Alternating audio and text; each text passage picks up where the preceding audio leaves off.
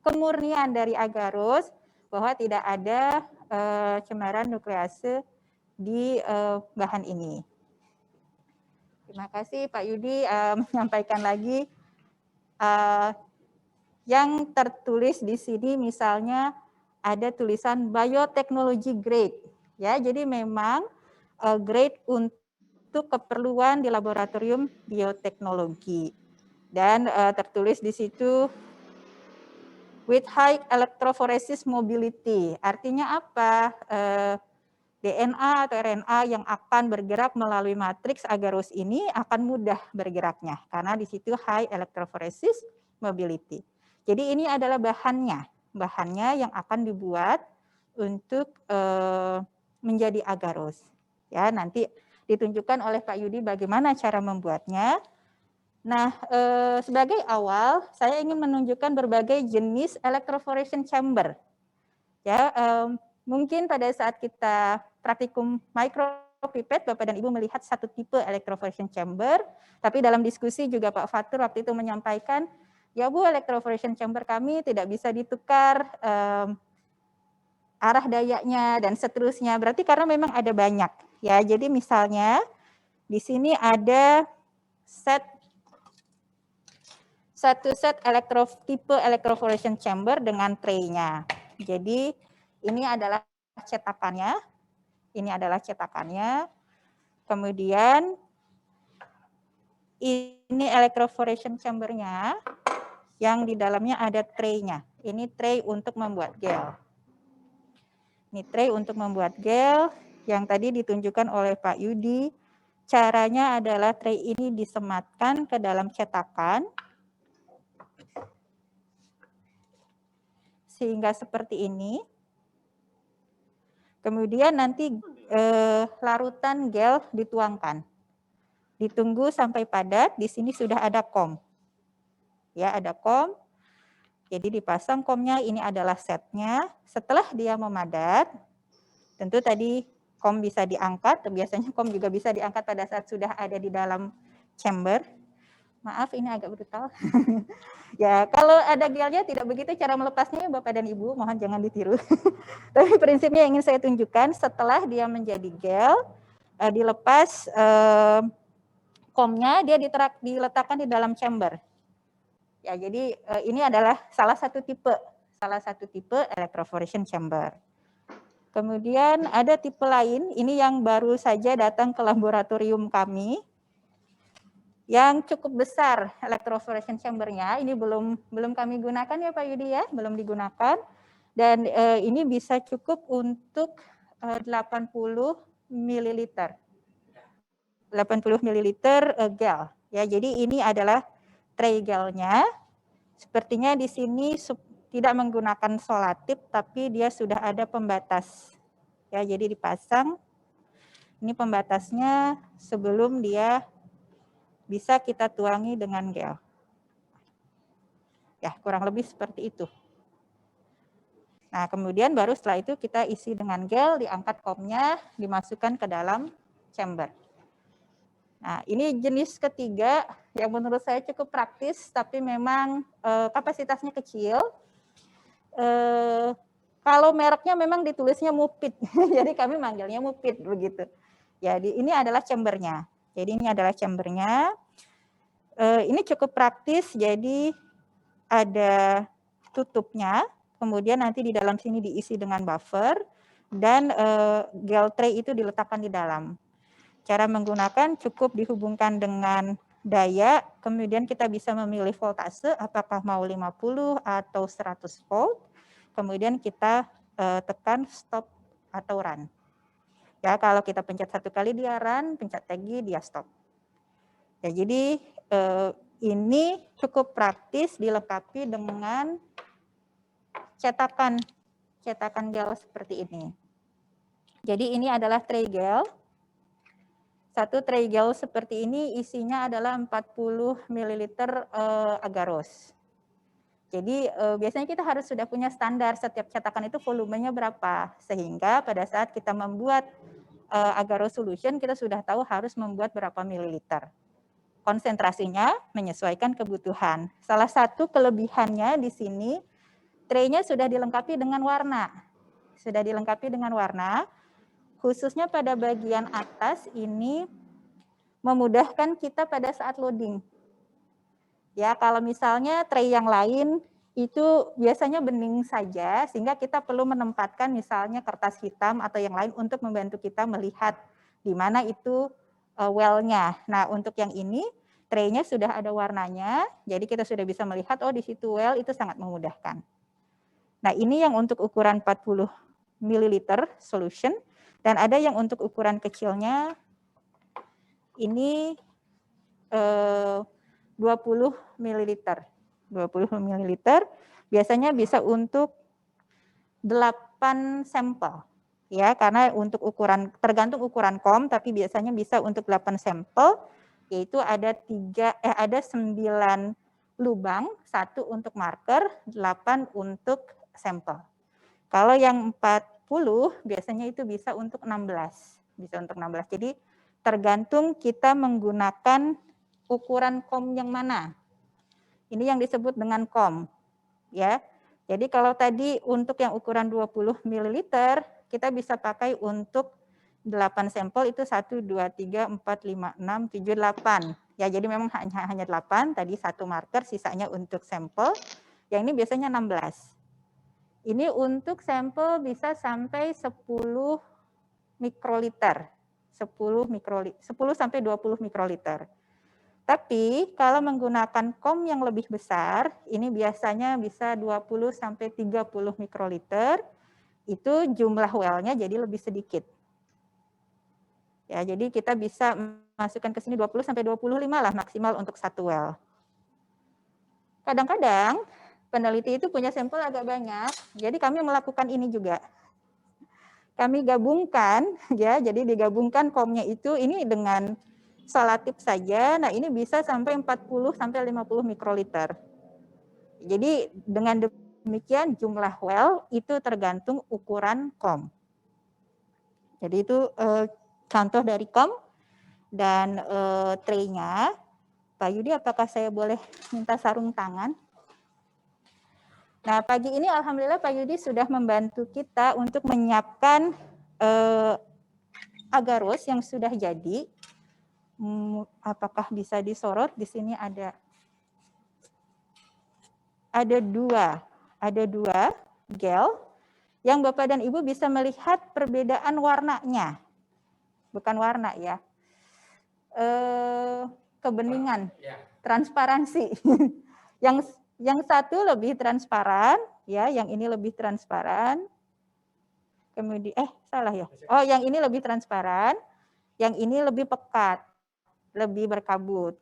Nah, yang pertama ini konsentrasinya 0,8%. Jadi 0,8% dalam 20 ml, coba nanti Bapak dan Ibu mencoba menghitung itu berapa gram, begitu ya. Kemudian yang ini 1,2%.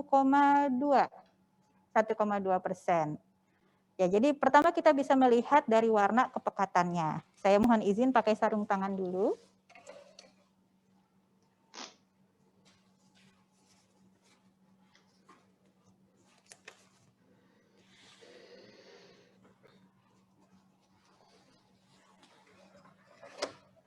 Saya ingin menunjukkan kepada Bapak dan Ibu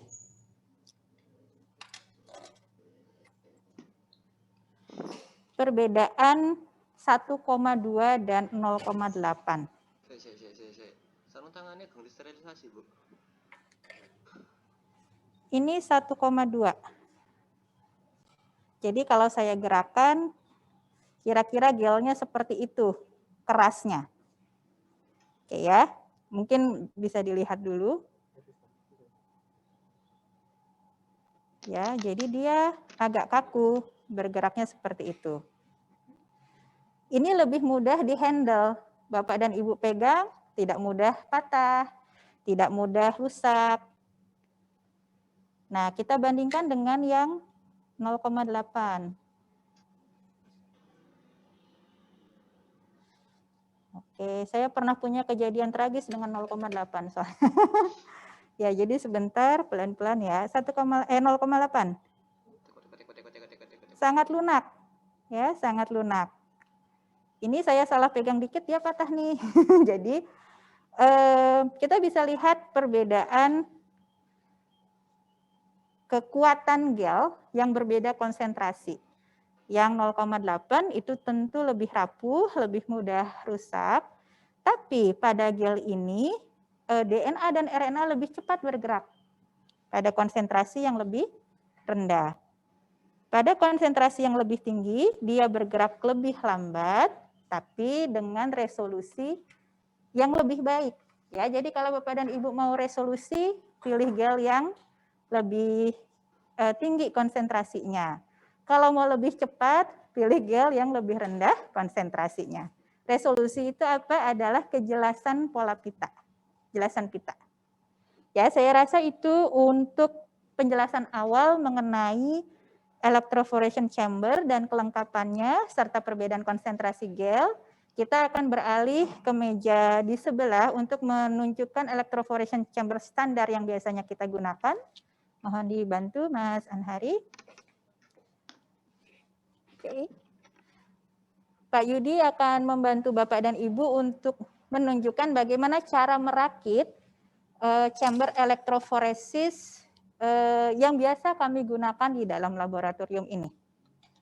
Jadi yang pertama ini namanya apa Pak? Tray. Oke. Kita pasang traynya. Pertama tray dipasang. Nah, jadi berbeda dengan yang lain terdahulu yang tadi dijelaskan oleh Bu Sinto, pembuatan cetakan gelnya itu di luar chamber, tetapi ini mencetaknya langsung di dalam chamber, sehingga kita harus pasang sekatnya. Oke, jadi yang pertama tray diletakkan, kemudian sekat dipasang. Ya. Ada satu kelemahan sistem yang ini dibanding dengan yang lain, bahwa komnya itu tidak dalam posisi yang statis, yang sudah standar, jadi kita harus setting. Sebelum setting kita harus meletakkan satu lapisan tipis gitu ya. Biasanya saya ini bekas kartu digunakan sehingga jarak antara dasar well dengan dasar tray ketebalannya hanya setebal. Baik. Ya. Setebal kartu itu. Seperti kartu. Nah, kemudian kita kencangkan, dilenturkan Mbak Bu, biar dia bermain ya.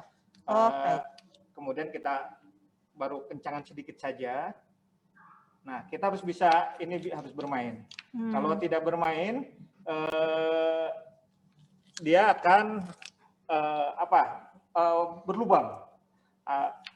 Jadi gelnya akan berlubang. Nah, setelah Pak yakin ini sudah ukurannya udah pas, kita kencangkan. Baik. Pas. Berarti mungkin saya boleh bantu Bapak dan Ibu di sini prinsipnya kom itu sisi dasar kom tidak boleh menyentuh dasar tray. Betul. Ya, kalau komnya menyentuh dasar tray, maka nanti gel Bapak dan Ibu bolong. Begitu ya Pak Yudi ya? Betul. Ya. Sehingga untuk menjamin bahwa kom Bapak dan Ibu tidak menyentuh dasar tray, digunakanlah suatu standar yang tebalnya kira-kira setebal kartu ATM. Ya. Dan pada saat ini sudah di-set, kontrol ini dilonggarkan supaya dia bisa menyesuaikan ketebalan kartunya, baru setelah itu dikencangkan lagi. Kita cek sampai dia bisa bergerak, berarti di sini ada space setebal kartu ATM, yang menjamin bahwa gel Bapak dan Ibu tidak berlubang. Itu salah satu poin penting ya Pak Yudi. Ya. Baik, terima kasih. Nah, kemudian biasanya saya sebelum menyetel-nyetel ini, saya sudah menyalakan hot plate. Ini adalah hot plate stirrer ya. Kebetulan kita saat ini hanya 1,5% buatnya. Jadi tidak usah menggunakan stirrer. Kalau membuat 4%, nah kita harus membuat stirrer. Kalau enggak, akan terjadi gumpalan seperti Bapak Ibu kalau membuat agar di rumah harus Kalau tray itu untuk berapa mililiter Pak Yudi? 40 mili. Baik, jadi Pak Yudi hari ini akan mencontohkan pembuatan gel 1,5% gel agarose dengan volume 40 ml. Ini sudah ditimbang sebanyak 0,6 gram untuk 40 mili. Kemudian ini ada TAE, konsentrasinya setengah kali. Oh, kita pakai setengah ya Pak? Ya, kita pakai setengah. Memang kalau pakai satu kali, mobilitasnya lebih cepat, tapi kecepatannya tidak terlalu signifikan. Jadi karena tidak terlalu signifikan, hanya seperberapanya, kita menggunakan setengah kali untuk penghematan buffer. Baik. Kita butuh buffer 40 mili. Jadi Bapak dan Ibu, sebetulnya standar dalam membuat larutan, kalau kita membuat larutan, itu setelah ditimbang bahannya, baru ditambahkan larutan sampai dengan volume akhir yang diharapkan. Tapi untuk tujuan kepraktisan dalam pembuatan gel, maka kalau kita sudah menimbang tadi untuk 1,5% ditimbang 0,6 gram, kita tambahkan saja 40 ml. Karena biasanya setelah dilarutkan, volume akhirnya juga akan berubah lagi. Ya, jadi sesungguhnya ini adalah demi tujuan kepraktisan saja. Ya, jadi 0,6 gram ditambah dengan 40 ml. Kalau Bapak dan Ibu bikin larutan gula, bukan begitu caranya ya. Tolong dilarutkan kemudian diterak sampai volume akhirnya. Pakai labu takar. Nah, itu Pak Yudi akan menunjukkan setelah ditambahkan buffer, agarnya belum larut ya Pak. Ya, ini belum larut. Jadi warnanya keruh. Agak maju ya. Jadi warnanya keruh. Oke, nah kalau diaduk begitu digoyangkan dia warnanya keruh. Nah, ini kemudian akan dipanaskan pada hot plate. Pak Yudi setting di sini suhunya berapa, Pak? 250-an sih sebetulnya, tapi dia belum panas ya. Betul ya. Tadi Pak Yudi sudah menyampaikan idealnya memang menggunakan magnetic stirrer, tapi biasanya untuk yang 1,5% dia akan diaduk oleh gelembungnya sendiri. Ya, otomatis mengaduk sendiri begitu. Biasanya akan membutuhkan magnetic stirrer itu kalau sudah di atas 1,5, begitu ya Pak. Nah, ini dia akan memanas. Ini ada alat Bapak dan Ibu. Jadi untuk memegang, kecuali ada sarung tangan yang tebal, bisa menggunakan sarung tangan yang tebal atau menggunakan ini untuk mengangkatnya, begitu. Ini ya Pak ya. Nah, saya nggak beranian. Baik, nah ini biasanya ditunggu sampai dia mendidih. Kemudian setelah dia larut, dia akan menunjukkan warna bening, baru kita tuangkan lagi ke dalam tray. Nah, ini Pak Yudi menunjukkan contoh yang sudah jadi, begitu ya, yang sudah jadi, yang nanti setelah kita praktek mengenai PCR, kita akan coba loading di sini, begitu ya Pak Yudi ya. Baik, langsung nanti aja ya mungkin. Ya, mungkin nanti. Ya. Mungkin sekarang kita bisa masuk ke simulasi PCR. Saya mohon izin share screen sebentar kalau begitu. Boleh. Sambil nunggu ini mendidih mungkin. Sambil nunggu mendidih. Baik, saya share screen dulu Bapak Ibu.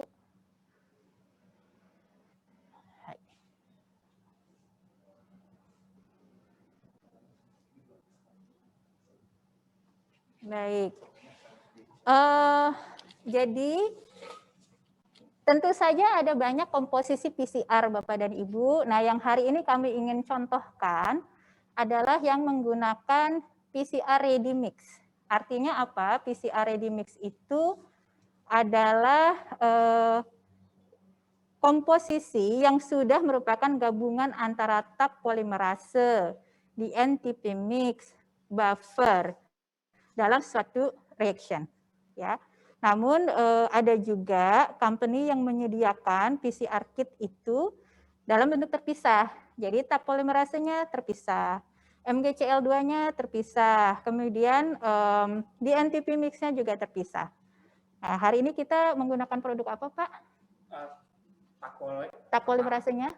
Kappa. Nah, Kappa itu merupakan salah satu contoh yang PCR ready mix, yang di situ sudah ada Taq polimerasenya, sudah ada MgCl2, DNTP ya, dan seterusnya. Banyak company yang sudah.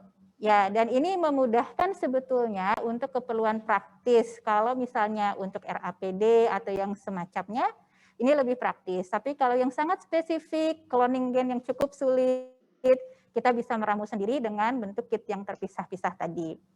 Nah, di tayangan sudah ditampilkan untuk reaksi standar di laboratorium PMB2, biasanya kami menggunakan, ini biasanya untuk RAPD ya Pak Yudi ya, volume reaksi 10 mikroliter. Dan dalam volume reaksi 10 mikroliter itu, pembagiannya adalah template DNA 2,5 mikroliter, primer 2,5 mikroliter, karena primer ini adalah primernya 1. Kalau gene specific primer, maka harusnya ada 2 kan, ada forward, ada reverse. Biasanya oleh Pak Yudi ini tinggal dibagi 2, begitu ya, jadi 2,5 mikroliter. Kalau ada 1 pasang primer, maka masing-masing 1,25. Dan 5 mikroliternya lagi adalah PCR ready mix-nya, yang tadi terdiri atas Taq polimerase, kemudian DNTP mix, kemudian buffer MgCl2. Atau yang lainnya, tergantung spesifikasi dari perusahaan. Dengan total volume 10 mikroliter. Saya memenuhi request Bu Aan tadi ya, memberikan contoh perhitungan. Jadi ini tadi dibantu oleh Pak Yudi menyiapkan tabel, berapa banyak sih konsentrasi dari masing-masing komponen tadi. Masing-masing komponen tadi kan ada template DNA, ada primer, ada PCR ready mix. Nah, untuk 10 mikroliter tadi, Bapak dan Ibu lihat dulu ke kolom yang paling kanan. Final concentration. Jadi konsentrasi final di dalam 10 mikroliter itu, template DNA yang standar dipakai di lab ini adalah 3 nanogram per mikroliter. Primernya 2,5 pikomol per mikroliter. Untuk primer, tadi ada catatan dari Pak Yudi, ini adalah konsentrasi rekomendasi untuk primer RAPD, di mana pita yang dihasilkan adalah kemungkinan lebih dari 1, multi, banyak pita. Sementara kalau Bapak dan Ibu menggunakan gene specific primer yang diharapkan hanya menghasilkan 1 pita yang jelas, konsentrasi primer bisa lebih rendah, kisarannya di sekitar 1 pikomol per mikroliter. Oke, nah kemudian PCR ready mix-nya itu konsentrasinya 1 kali. Berarti biasanya dari company sudah dalam bentuk working solution 2 kali atau bagaimana Pak? Iya. Oke, dari company itu sudah dalam bentuk working solution 2 kali. Sudah termasuk dye-nya juga ya? Ya, sudah berwarna jadi, biasanya. Dalam hal ini Kapak warnanya hijau ya Pak ya? Ada sigma merah, ada yang warna biru juga ada Bu. Ya, jadi tergantung company dye-nya yang digunakan warna apa, ada hijau, ada merah ya. Jadi sangat tergantung. Oke, kita lihat dulu kolom konsentrasi final. Nah, sekarang kalau kita mau membuat working solution adalah yang memudahkan untuk pipetting. Untuk mengambil dari working solution supaya jumlahnya tadi langsung 2,5 mikroliter, kan template DNA 2,5 mikroliter, kemudian primer 2,5 mikroliter. Jadi kita membuat working solution yang nanti kita tinggal pipet 2,5 begitu. Kalau kita punya konsentrasi final DNA di 10 mikroliter itu adalah 3 nanogram per mikroliter, berarti berapa banyak atau berapa konsentrasi working solution-nya. Nah, itu Pak Yudi sudah membantu membuatkan ekuasinya. Jadi kalau targetnya 3 nanogram per mikroliter dalam 10 mikroliter untuk diambil 2,5 mikroliter, begitu ya Pak Yudi ya. Jadi kita kalikan 3 dikali 10 per 2,5, artinya pemekatan 4 kali. Berarti kita harus buat working solution dengan konsentrasi 12 nanogram per mikroliter. Jadi kalau kita punya template DNA dengan konsentrasi 12 nanogram per mikroliter, kita tinggal ambil 2,5 mikroliter untuk suatu reaksi PCR total volume 10 mikroliter, konsentrasinya pasti 3 nanogram per mikroliter. Mudah-mudahan bisa diikuti. Ya. Nah, kemudian working solution untuk primer dengan cara yang sama, begitu ya. Kalau targetnya 2,5 pikomol per mikroliter, kita mau ambil 2,5, begitu ya, berarti ada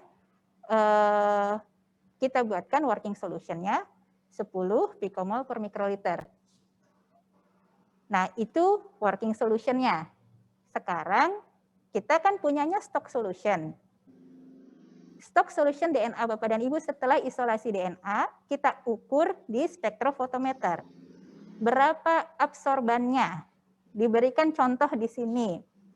Absorban pada panjang gelombang 260 misal 0,087. Berarti dengan rumus yang tadi, konsentrasi DNA stoknya adalah absorban pada 260 dikali 50. 50 itu kalau lihat satuan mikrogram per mililiter atau sama dengan nanogram per mikroliter. Ya, jadi saya tulis di sini yang memudahkan saja, dikali 50 nanogram per mikroliter. Kami menggunakan spektrofotometer dengan pengenceran 100 kali, jadi dikalikan faktor pengenceran 100. Jadi kalau absorbannya 0,087, Bapak dan Ibu berarti punya DNA dengan konsentrasi 435 nanogram per mikroliter. Pertanyaannya, berarti berapa banyak volume dari stok DNA yang harus diambil kalau kita membuat working solution dengan konsentrasi 12 nanogram per mikroliter dengan volume 200 mikroliter. Pakailah cara yang tadi, V1M1 sama dengan V2M2. Yang ditanyakan berapa volume stok DNA, berarti V1-nya itu yang ditanya. Konsentrasi stok DNA 435, sama dengan V2 200 mikroliter, M2-nya target konsentrasi working solution 12 nanogram per mikroliter. Dari situ kita dapat angka 5,51 mikroliter. Artinya kita ambil 5,51 mikroliter untuk dilarutkan menjadi 200 mikroliter. Dalam prakteknya membuat 5,51 di pipet itu tidak terlalu mudah. Jadi karena angka 50 nanogram per mikroliter itu adalah angka konvensi yang bersifat estimasi, dalam prakteknya yang dilakukan adalah pembulatan ke atas. Jadi kalau kita dapat 5,51 biasanya sama Pak Yudi udahlah dienamkan saja. Ya, jadi ambil 6 mikroliter berarti ditambah berapa? 194 mikroliter, kira-kira seperti itu. Itu kita akan dapat working solution dengan estimasi konsentrasi 12 nanogram per mikroliter.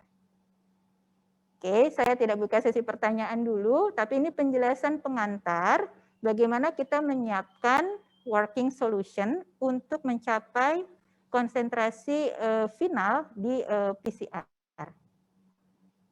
Saya rasa penjelasan ini bisa dicukupkan. Kita beralih ke tadi udah saya karena udah mendidihnya jadi semakin berkurang karena suhunya tadi dimatikan, takut berkurang ininya.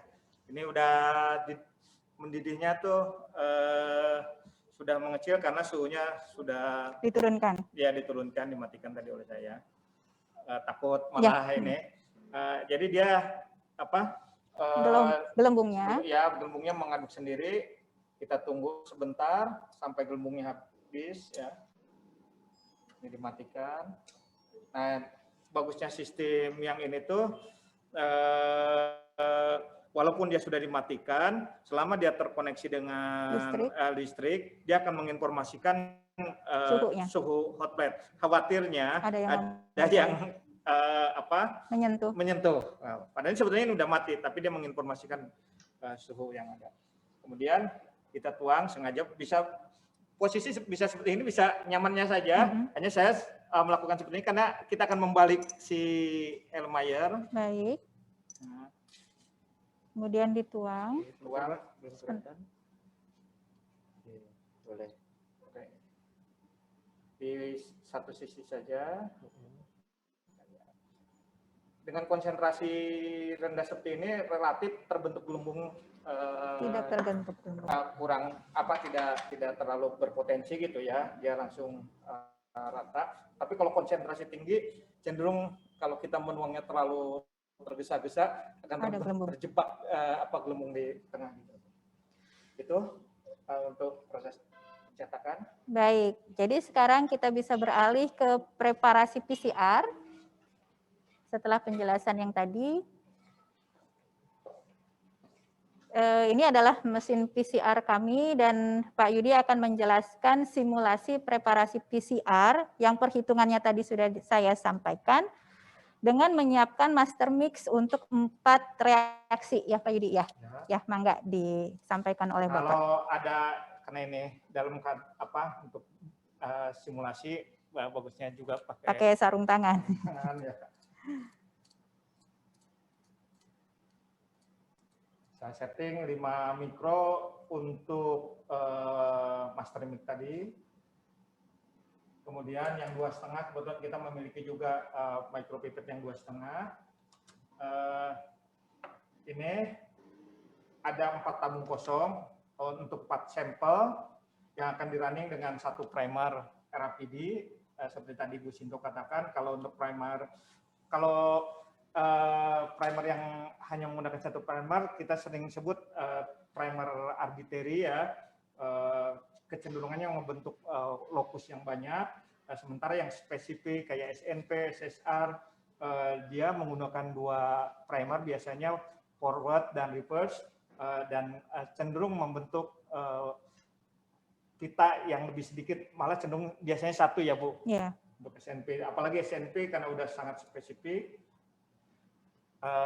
Direkomendasikan, karena saya harus menjelaskan, saya berbicara, sebaiknya kalau nanti pas bekerja tidak berbicara, khawatir ada kontaminasi. Ya betul. Nah saat ini nyamannya sebetulnya mana, silakan meloading bahan yang mana saja terlebih dahulu. Kalau saya terbiasa memasukkan primer terlebih dahulu.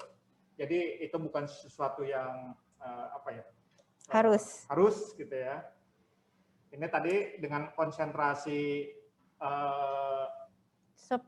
walking 12 picomolar per mikroliter.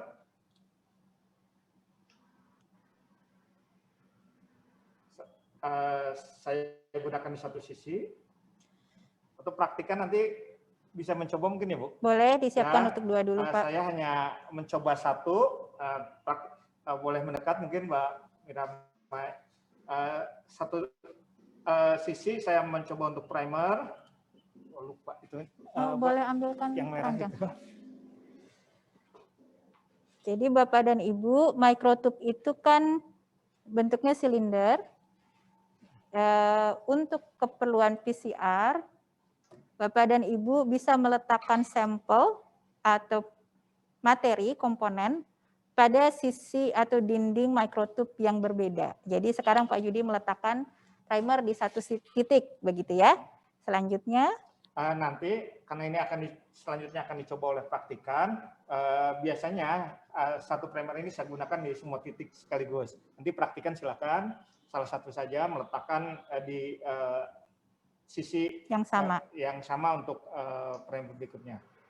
Jadi tipnya tidak perlu diganti. Ya, boleh. Sekarang ya, silakan. Silakan siapa yang mau mencoba.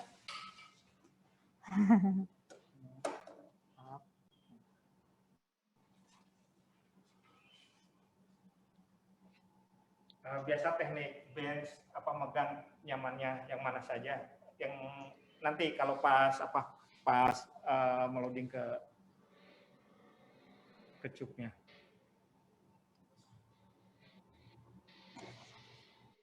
Dibantu Pak, itu dipegang apa-apa tekniknya, terus telunjuk tengah bisa untuk menahan, gitu. Karena kalau tidak dibantu, ada nggak diletakkannya agak turun ke bawah? Oh iya. Kalau tidak nanti pas kita menutup PCR tube-nya akan terjepit ya si larutan. Mau dilanjut saja sampai tube 3 dan 4 ya? Ya. Nanti Mbak Puput bisa untuk region yang lain betul. ya Pak Yudi.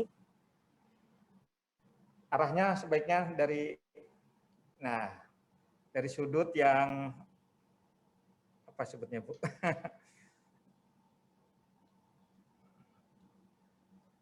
Nanti saya koreksi aja. Iya.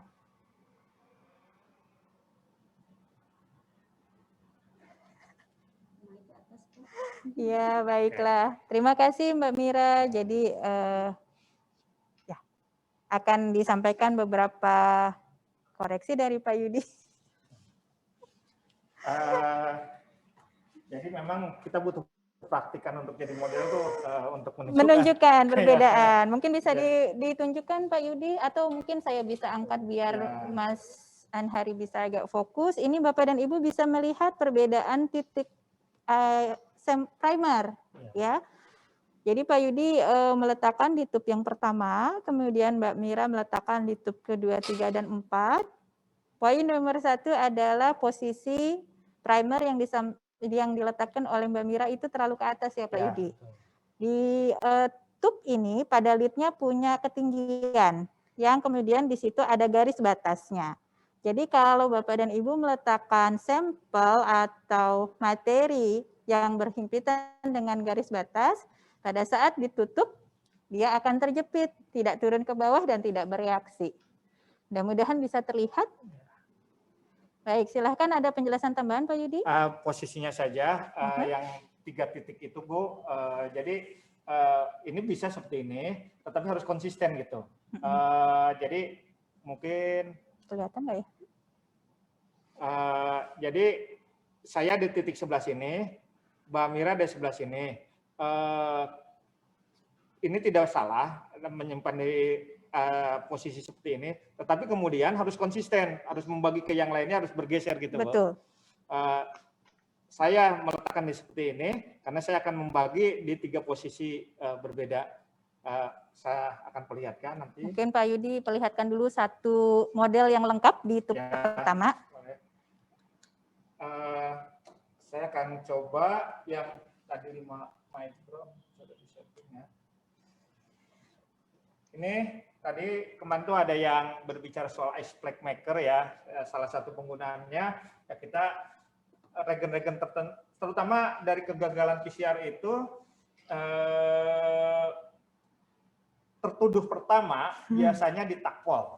Takpol yang merasanya rusak. Ya, rusak Bu. Ada yang performanya dia sangat rigid gitu Bu. Harus selalu di dalam kondisi dingin. Ada juga yang cukup tahan, tetapi setahan-tahannya takpol Bu. Kalau dia terlalu lama di suhu ruang, performanya tetap turun. Biasanya kita nyimpan di full box yang sudah ada SGL-nya, ya. Ini regen yang tadi sudah ada warnanya. Atau kita bisa menggunakan sebentar.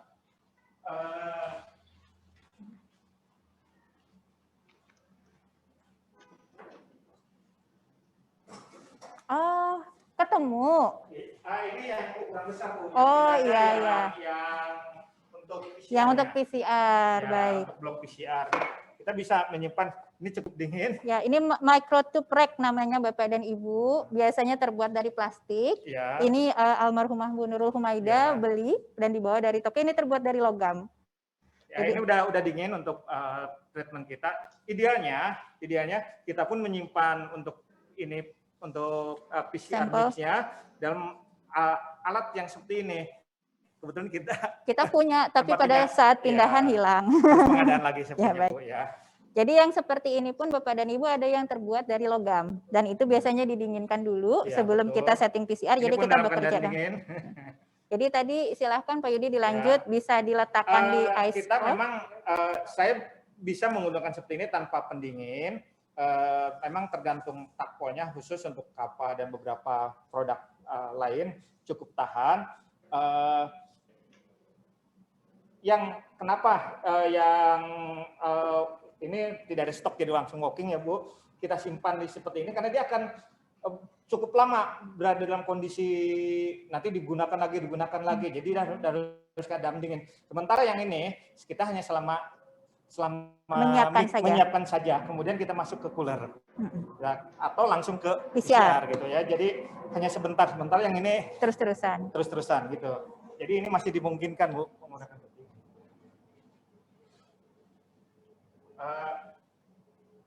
Ini tadi ada stop. Ini udah working Solution. DNA-nya. Yang tadi 3 nanogram, 12 nanogram per mikroliter. Finalnya menjadi 2,5. Ya.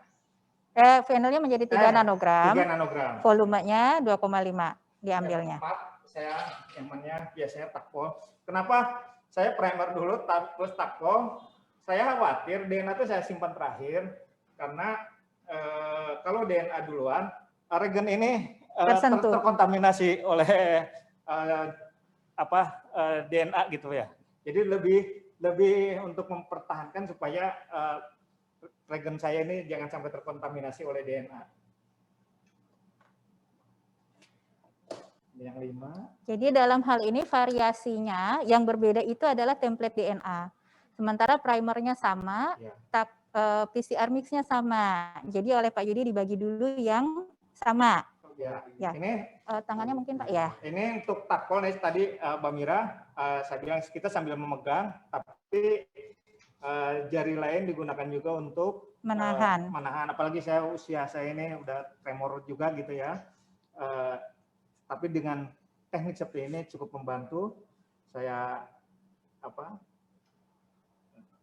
dia bisa karena berat dia turun. Dilanjut saja Pak, nggak apa-apa. Ya, untuk ini dilanjut. Jadi Bapak dan Ibu bisa melihat droplet primer dan droplet dari PCR mix itu diletakkan pada sisi tube yang berbeda. Dan ini bukan tidak ada tujuannya. Yang pertama adalah supaya Bapak dan Ibu tidak perlu ganti tips berkali-kali. Ya, kalau misalnya tipsnya sudah menyentuh primer, maka tipsnya harus diganti ya Pak Yudi ya. Ya, betul. Dan tujuan yang kedua adalah untuk meyakinkan bahwa setiap tube sudah memperoleh reagent yang harus dimasukkan. Karena kalau sudah tercampur, kita tidak bisa membedakan itu 7,5 atau 5 mikroliter begitu ya. Jadi Pak Yudi melihat ini dropletnya ada atau tidak, primernya sudah atau belum, itu tujuannya meletakkan di titik yang berbeda. Nah, sekarang kita akan memasukkan DNA. Kalau tadi kita tidak ganti tip, kalau saat ini kita harus ganti tip untuk setiap di titik yang berbeda.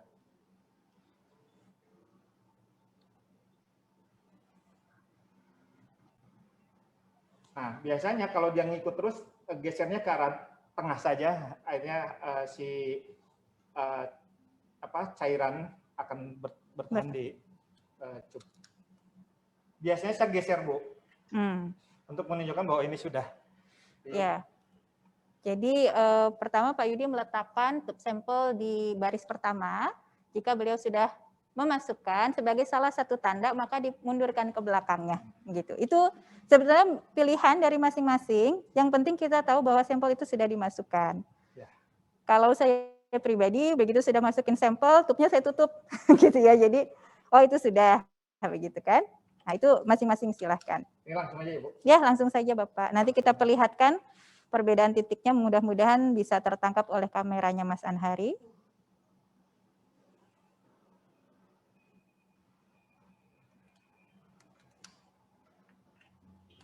Boleh dibantu mengambilkan background hitam.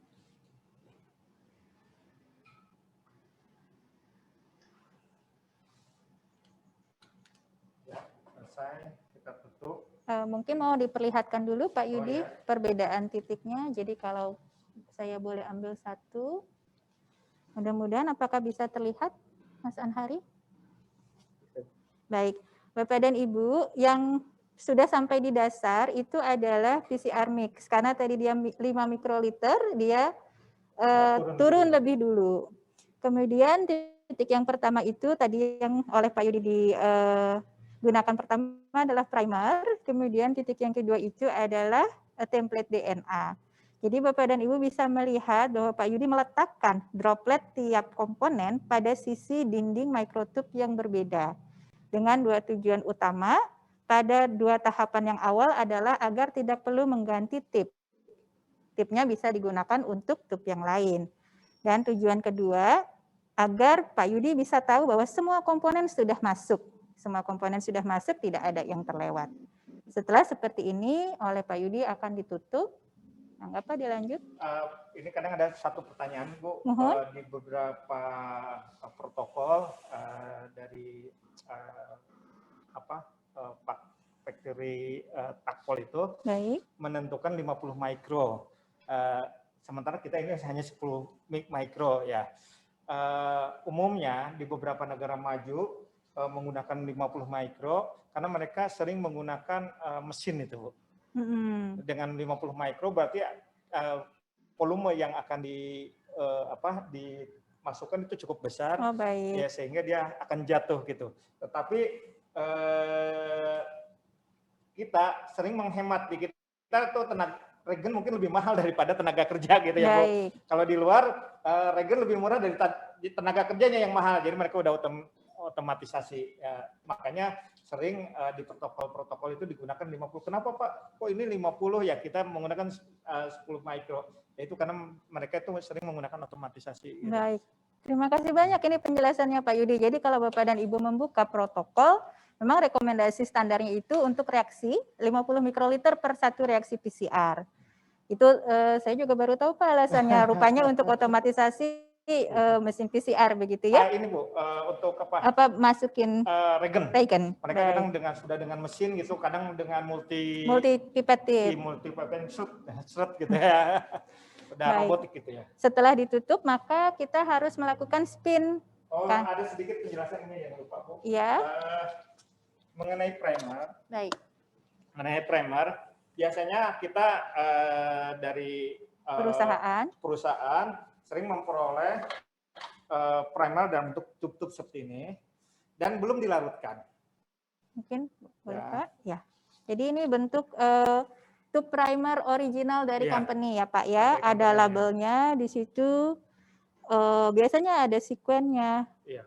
Ada nama pemesan. Gitu, ya. Di sini ini sudah ada nama primernya. Misalnya ini primer S1. Kemudian di situ ada sekuen primernya. Kemudian ada konsentrasinya, ya termasuk di sini tertulis 10,4 nanomol. Ya, untuk itu nanomol dalam bentuk bukan konsentrasi Bu, jumlah molar. Baik. Jadi biasanya ada konsentrasi akhir yang direkomendasikan oleh company, umumnya 100 mikromolar. Bagaimana caranya semua menjadi 100 mikromolar, padahal jumlah hasil publikasi itu berbeda-beda Bu. Hati-hati tertukar ya antara mol dengan molar. Molar itu satuan konsentrasi, mol satuan molekul. Jumlah, iya. Ya. Mereka sudah memberikan satuan mol. Nah, kita harus menjadikan 100 mikromolar. Nanti mungkin di dalam saat diskusi bisa saya sampaikan nanti Bu ya, bagaimana rekomendasi dari pabrikan itu bisa ada cara teknik praktis untuk menjadikan 100 mikromolar, terus turunannya dari mana itu diperoleh bisa saja nanti dalam diskusi disampaikan. Jadi ada rekomendasi berapa mikroliter harus dimasukkan sehingga semua menjadi ini 100 mikromolar semua. Untuk stock solution primer. Ya, stock solution primer. Kemudian dari stock solution primer saya membuat working solution yang diencerkan dari 10 kali itu. Ini sudah working solution. Jadi saya bekerja tidak di sini, tapi bekerja di sini. Ya. Awet, primer itu awet. Kecuali memang kita bekerja dengan ratusan sampel yang, nah kemudian dan tahan Bu, ya. Tahan. Ini ada masih beberapa primer. Sejak tahun 96 Bu, warisan dari Pak Suryono. Jadi alhamdulillah masih sampai saat ini. Karena primer itu memang sintetik ya Bapak dan Ibu, itu adalah basa nukleotida sintetik yang dibuat secara pabrikasi. Baik, selanjutnya mungkin Mas Anhari bisa menuju ke alat modifikasi. Ya, alat modifikasi dari LPMB 2. Sebetulnya ini spinner Bapak dan Ibu. Yang bertujuan untuk menurunkan seluruh larutan pada dinding mikrotube ya Pak ya. Betul. Ada juga yang cukup dengan capture gitu ya. Cukup dikipaskan. Tapi sepertinya cukup Mas Anhari ini. Ini. Jadi ini Biasanya saya asalnya blender ya Bapak Ibu. Yang penting ada rotor yang akan memutar. Ada juga yang standar apa? Oh, tentu ada. Company yang diproduksi oleh company. Tapi kadang memang tidak ada yang sebanyak ini, Bu. Iya. Ini suka-suka kita yang bisa membuat sebanyak ini ya. Tapi pada prinsipnya sederhana saja, hanya untuk menurunkan larutan supaya dia berdasarkan rotasi ya Pak ya. Ya, betul, sentrifugasi. Nah, sebentar saja diputar. Nah, kemudian semua larutan sudah ke bawah. Saya bantu Pak. Ya, mungkin apakah terlihat? Ya, tadi ada titik air di dinding microtube, sekarang semua sudah turun. Dan insya Allah ini volumenya totalnya 10 mikroliter. Oke, dengan spinner modifikasi. Dan ini adalah mesin PCR kami. Atau kita menyebutnya thermal cycler. Nah, kebetulan yang ini spesifikasinya gradien, ada yang tidak gradien. Kelebihan gradien itu dia bisa men-setting suhu yang berbeda. Ada juga alat yang individual gradien. Individual gradien itu Bu, setiap blok suka-suka kita bisa, ya cukup mahal juga gitu. Tapi kalau ini gradiennya dia membagi secara otomatis si mesin, jadi kita akan menyesuaikan dengan suhu yang dibagi oleh alat. Bisa disetting, intinya semua kondisi bisa disetting. Tapi umumnya kita berbeda hanya di TA saja ya Bu. Memang ada banyak protokol yang menunjukkan reaksi berbeda, tetapi di sini sudah established untuk semua suhu tahapan proses PCR-nya. Jadi kita sering bermain di annealing saja. Jadi ini PCR-nya 96 plate 96 ya Pak ya? Ya. Artinya ada 96 lubang, dalam satu kali running Bapak dan Ibu bisa memasukkan 96 tube. Dan tadi PCR ini bisa gradien, artinya masing-masing titik begitu Pak? Ya, ini umpamanya ini ada kolom Bu, ya, dari kolom 1 sampai 12 itu bisa berbeda suhunya untuk optimasi itu. Untuk optimasi. Jadi lidnya kemudian ditutup. Dikencangkan sampai bunyi, baru dinyalakan. Baru dinyalakan.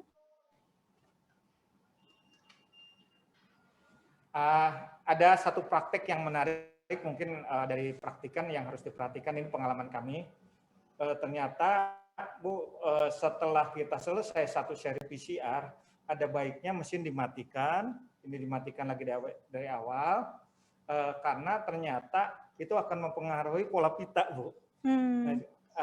Entah mengapa, mungkin suhu di sini masih panas, belum, harus disetting dari awal lagi untuk menghasilkan akurasi dari proses PCR gitu. Baik. Ada primer yang sangat sensitif gitu, dengan primer dan takrol yang sangat sensitif dengan kondisi suhu sebelum reaksi PCR gitu. Baik. Biasanya kan ada yang udah selesai, lanjut lagi ke, bagusnya diistirahatkan dulu, dihentikan, baru kita memulai lagi untuk PCR. Ini kita nyalakan. Mungkin bisa disorot ke arah sini Mas Anhari. Jadi untuk mesin PCR ini tadi Pak Yudi menekan tombol F1 begitu ya Pak ya. Kemudian muncul pilihan program yang ini, kebetulan ada beberapa pengguna yang sudah men-set sesuai kebutuhan mereka gitu. Ini yang default-nya yang saya ya. Muncul program yang saya buat ini. Kemudian jadi mungkin Bapak dan Ibu bisa melihat seperti pada saat kuliah, di sini ada suhu denaturasi awal begitu ya, pada program Pak Yudi itu 94 derajat Celcius untuk 5 menit. Kemudian masuk ke dalam siklus, itu denaturasi pertamanya juga 94 derajat Celcius selama 5 detik ya Pak ya. Betul. Kemudian annealingnya adalah 47 derajat Celcius selama 30 detik dan elongasi 72 derajat Celcius selama 1 menit. Dan ini adalah untuk berapa siklus, Pak? 40 siklus. Untuk 40 siklus. Yang setelah 40 siklus, elongasi terakhirnya adalah 72 derajat Celcius selama 10 menit Dan setelah itu maka otomatis akan stay di 4 derajat Celcius Betul. ya di sini Untuk penyimpanan saja. selama 30 menit ya Pak Ya. ya. Baik, Mangga dilanjut Pak. Biasanya sebetulnya setelah dia turun, saya hentikan saja. Ini hanya untuk mencegah kita sedang melakukan pekerjaan lain, jadi bisa ada spare 30 menit untuk menyimpan sampel kita di mesin gitu ya. Kalau di lab saya dulu di set tidak terhingga apa waktunya? Ya, kalau di set tidak terhingga, nanti di sini kan ada yang namanya Peltier. Iya. Peltier satu plat yang satu teknologi yang kalau dihembus dengan hembusan angin dia akan turun suhunya. Jadi sistem PCR sebelum ada Peltier, cara kerjanya sama dengan mesin freezer atau cooler menggunakan freon.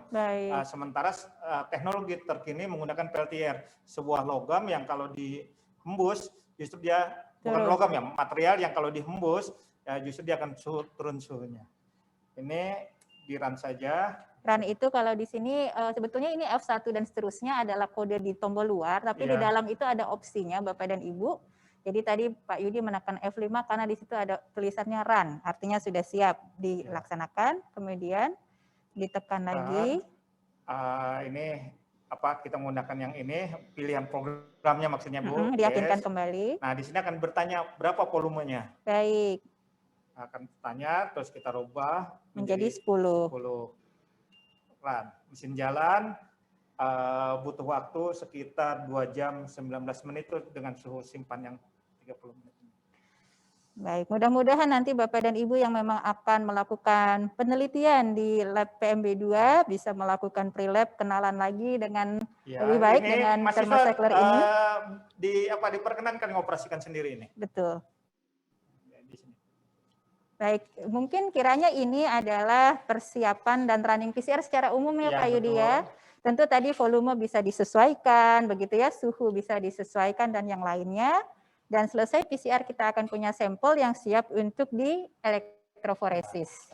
Terus mungkin seakan-akan kita sudah ini Bu? Ya, kita anggap saja bahwa PCR kita sudah selesai Bapak Ibu. Ya, kita punya sampel. Ya. Jadi di stop dipaksa kalau yang hari ini belum selesai. Ya. Nah, kemudian kita buka. Nah, jadi biasanya kalau PCR yang sesungguhnya kalau sudah running, Bapak dan Ibu kadang-kadang bisa melihat titik-titik embun ya di dindingnya. Ya. Itu evaporasi, itu pentingnya Bapak dan Ibu meyakinkan tutup lidnya itu tertutup dengan rapat. Jika tidak, maka kemungkinan sampel Bapak dan Ibu akan terevaporasi. Begitu. Mas Anhari, mungkin kita akan beralih ke bagian elektroforesis. Jadi tahapan setelah PCR adalah kita ingin memisahkan fragmen DNA kita berdasarkan elektroforasi. Mangga Pak, berarti tahapannya adalah kita mencabut dulu. Nih. Mencabut pembatas, ya. Mencabut komnya. Terus baru sekatnya. Mungkin karena praktikan kemarin sudah bisa masukkan latihan ke gel, sekarang bisa oleh praktikan. Baik, silahkan praktikan untuk bantu loading sampel hari ini. Jadi kebetulan yang ini kan sudah ada ininya ya, sudah ada loadingnya, jadi kita tidak usah mencampur-campur lagi, langsung saja bisa. Muter sana aja. Bapaknya pindah. Isi by buffer asal dia sudah terendam. Ya. Tolong praktikan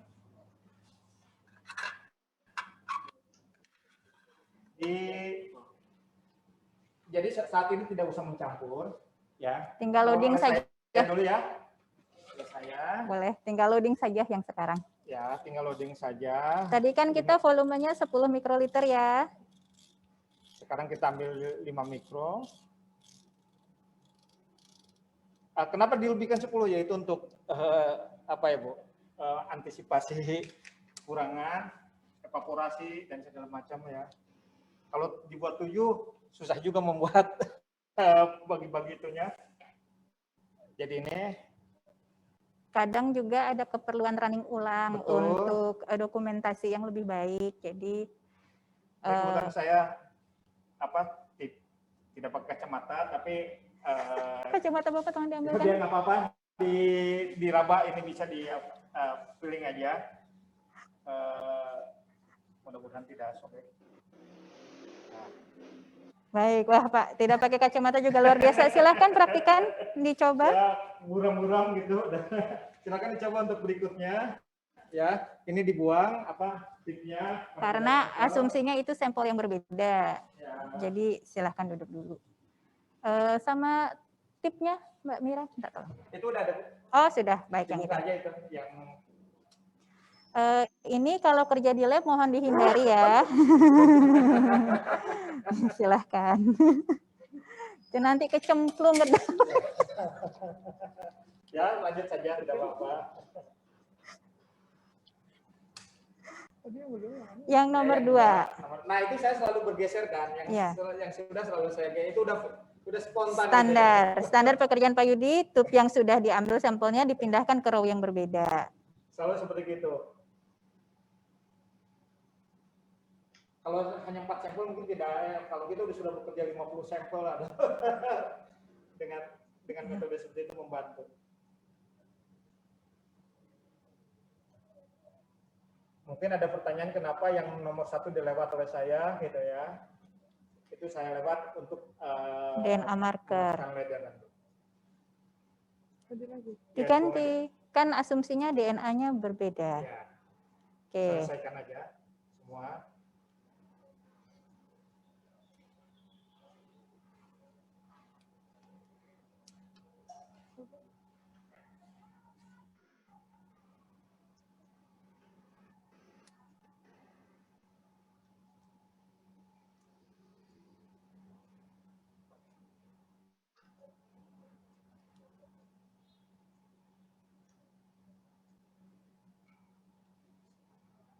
Ya, enggak apa-apa. Ayo dilanjut.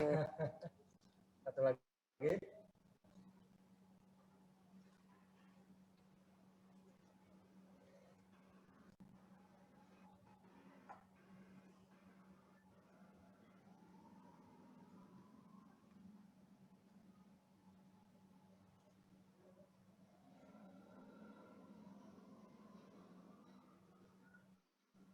Oke, yang dulu ke atas. Coba masukkan ladder, itu dilepas. Ini ukuran 2,5. Yang ini laddernya. Ladder itu DNA marker ya Bapak dan Ibu. Ya. Jadi berapa mikro Pak Yudi? 2,5 mikro. 2,5 mikroliter. Ini untuk kepekatan berapa kali? Tolong dipasang dulu tipnya. Ini DNA ladder sudah langsung pakai ya, sudah working solution. Tidak perlu diencerkan lagi. Ini DNA ladder 1 KB, artinya 1 kilo base. Dia menunjukkan rentang setiap 1000 ya. Paling tingginya berapa Pak ini? Silakan. Di well yang pertama. 1 kilo, berarti turun 900, 800. Kita jelasnya 500. Saya akan tunjukkan dulu ini. Ya, nanti mungkin perlu ditunjukkan pitanya. Baik, Mas Anhari mungkin boleh dibantu disorot yang sudah di loading oleh Mbak Puput. Jadi tadi Pak. Maaf Bu, malah. Jadi Pak Yudi mengosongkan lane pertama. Mbak Puput sepertinya salah loading. Cantikku. Lane pertamanya yang itu. Jadi Mbak Puput sudah menimpa sampel pertama dengan ladder. Oh, baiklah.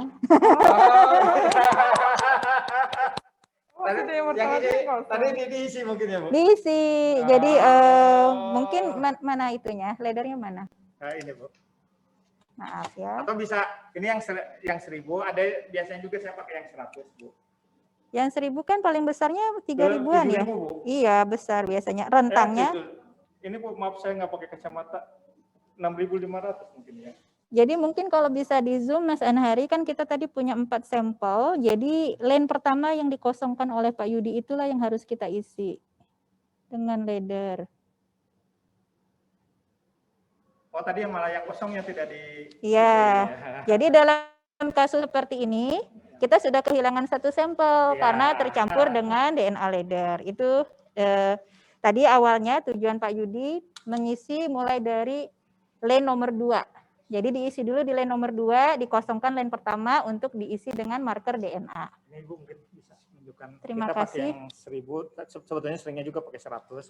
Ini hanya kan Ya, untuk popul, baik. untuk ini aja. Tentunya setiap DNA leather itu Bapak dan Ibu punya ukuran masing-masing, tergantung company juga yang digunakan hari ini.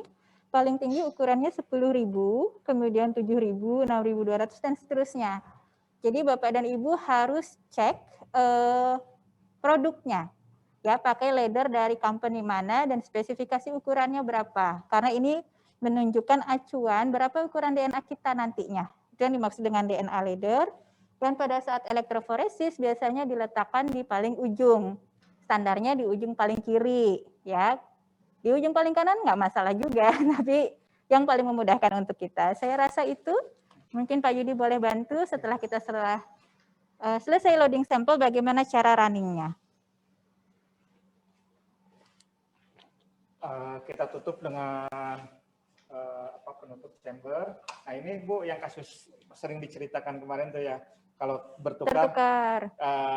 Kalau yang model seperti ini kita bisa tinggal menukar muatannya saja gitu ya. Berarti kan DNA kita muatannya negatif, ya. Dia akan bergerak ke arah positif. Dalam hal ini kalau kita lihat di power supply, di sini ada kodenya. Yang negatif itu yang hitam kabelnya, yang positif itu yang merah kabelnya. Begitu ya Pak Yudi? Jadi karena kepala gel kita tadi berada di sini, maka harapannya DNA bergerak ke arah positif. Kalau sudah terbalik, maka tinggal ininya ditukar. Ya, dalam hal ini memudahkan ya Pak ya. Baik. Untuk voltase setiap chamber bisa optimasi dulu. Ini hasil optimasi kami yang terbaik. Kita gunakan 90 volt. Berbeda-beda mungkin ya Bu, setiap dengan alat kita yang baru itu pun kita harus melakukan optimasi juga ya Bu, separasi yang paling optimal 90 volt. Di sini ada ketentuan voltase atau ampernya yang akan dibuat konstan. Saya pernah melakukan juga dengan ampere yang konstan malah acak-acakan gitu ya Bu.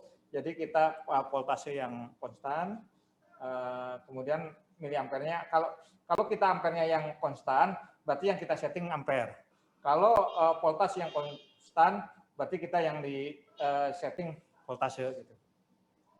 Jadi karena digeserkan. Nah kemudian waktunya itu pun harus dioptimasi, migrasinya untuk konsentrasi agar itu sangat berpengaruh juga gitu. Berapa menit yang dibutuhkannya? Nah, untuk 1,5 dengan chamber seperti ini, yang paling optimal kita 85 menit ya Bu. Jadi 1,5% konsentrasi gel agarosnya, kemudian buffer TAE-nya setengah kali ya Pak? Ya, setengah kali. Ukuran gelnya adalah 40 ml volumenya, dan ukuran chamber seperti ini. Jadi itu harus dioptimasi semua itu berpengaruh. Konsentrasi TAE, konsentrasi agaros. Tadi voltasenya berapa Pak? 90 volt. Jadi untuk 90 volt Pak Yudi standarnya adalah 85 menit. Ya, tentu saja kalau voltasenya lebih tinggi bisa lebih singkat. Ya, tapi betul. Biasanya separasinya menjadi kurang baik. Ya. Jadi tidak terpisah karena saking cepat buru-buru migrasinya begitu ya Pak ya. Jadi ini yang sudah dioptimasi untuk yang standar di lab PMB2. Kemudian gambar berlari. Nah, kemudian kebetulan ini transparan ya. Mungkin Mbak Mira bisa ngecek, kalau dari kamera agak susah. Ada gelembung gitu, mungkin bisa dilihat. Berarti itu proses elektroforesis sudah berjalan. Sudah mulai berjalan. Di ujung nampak Kak? Belum Pak, mungkin karena baru Pak. Ya, sebetulnya udah bisa. Ada kok. Ada. Ya, ada gelembung kayak air mendidih. Baik. Ya mungkin Mbak siapa memastikan. Jadi dalam situasi ini Bapak dan Ibu, kebetulan ini chambernya ada penutup, yang penutupnya itu diganjal dengan power supply ya Pak ya. Jadi tidak memungkinkan dia membuka penutup chamber tanpa menghentikan power supply. Betul. Namun sejumlah chamber yang lain itu bisa dibuka tutupnya pada saat power supply masih terhubung. Ya. Sangat perlu diperhatikan jangan menyentuh buffer pada saat power supply masih terhubung karena itu dapat membahayakan keselamatan Bapak dan Ibu. Mungkin kiranya itu Pak Yudi ya. Untuk demo mulai dari persiapan elektroforesis, persiapan PCR hingga running. Dalam kenyataannya tadi PCR-nya saja butuh waktu sekitar 2 jam untuk 40 siklus, begitu kan. Kemudian gel ini perlu waktu memadat. Memadat 45 menitan. Sekitar 45 menit. Untuk benar-benar bagus ya. Kemudian runningnya sendiri sekitar 1,5 jam. Ya.